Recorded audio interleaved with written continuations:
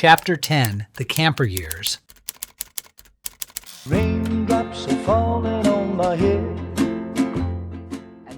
After recovering from my illness, Diana and I decided to change our lifestyle somewhat and bought a VW pop-top camper.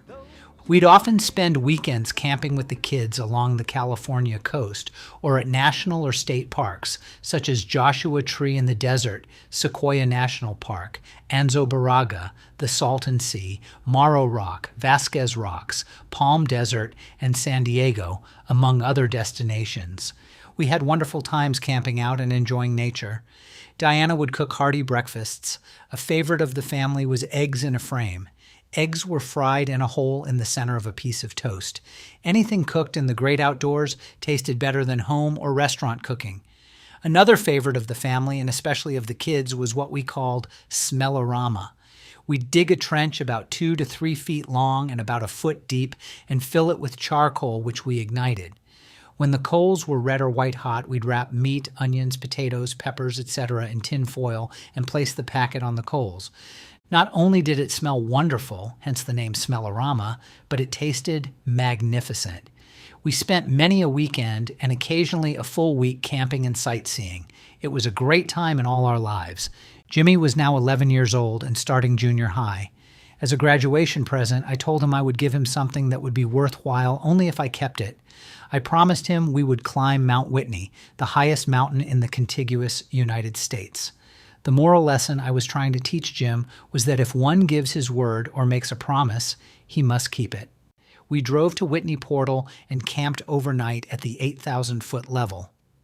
The following day, we climbed well above the tree line and at day's end camped near a glacier at about the 12,000-foot level.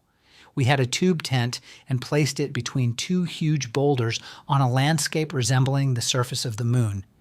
The following day, we climbed to the summit of Whitney, over 14,000 feet in altitude. The views during the climb and at the summit were spectacular. The ascent was physically difficult at times, and we both suffered from altitude sickness but urged each other on. We had conquered Whitney.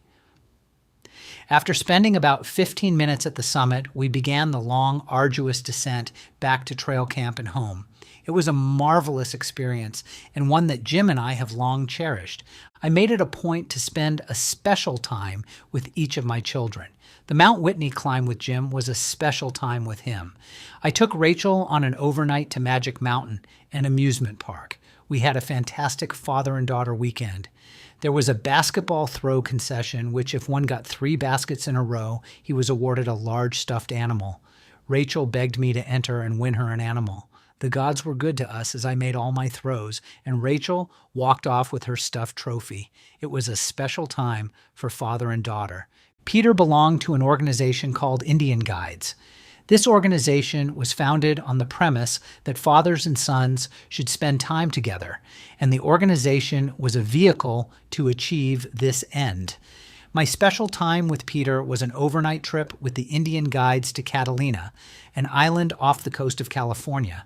We traveled out to the island by boat and slept on the floor of a simple shelter.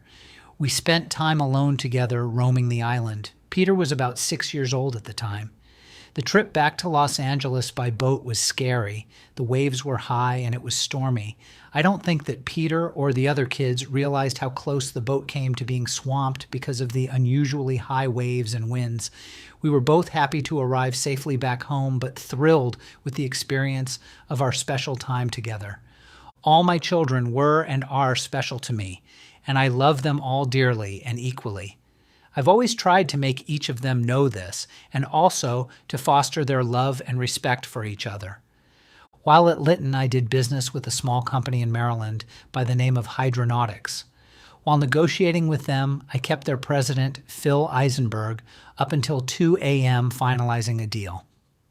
A few weeks later, he called me during lunch hour. I was at my desk eating a sandwich, as I often ate in. He invited me out to dinner and inquired if I was interested in moving back to the East Coast.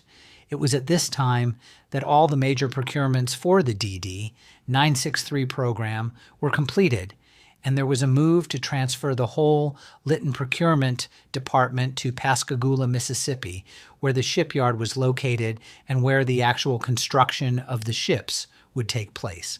I wasn't thrilled with the idea of moving to Pascagoula and was intrigued with the idea of moving back east where most of my family was located. Hydronautics made me an offer I couldn't refuse. They flew me back to Maryland several times, and I had to be interviewed by each member of their board of directors. Hydronautics was located outside Columbia, Maryland. Columbia was a beautiful planned community in its early stages of development. Its concept was to be fully integrated both economically and ethnically, and its early residents were for the most part idealistic and liberal thinking. It had bike paths and neighborhood centers and was developing a large shopping mall. Its schools were open and within walking distance of many of the homes. In short, Columbia seemed almost too good to be true. Both Diana and I were enthralled with the concept and thrilled with the thought that our children could be brought up in such an environment.